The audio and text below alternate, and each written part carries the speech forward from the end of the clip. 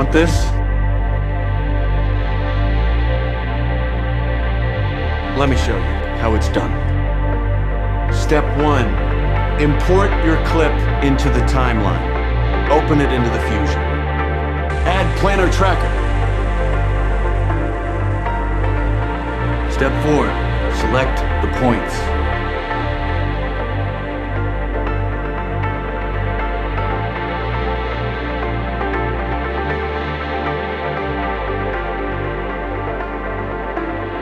Step 5. Set the tracker to hybrid point area and start tracking back and forth.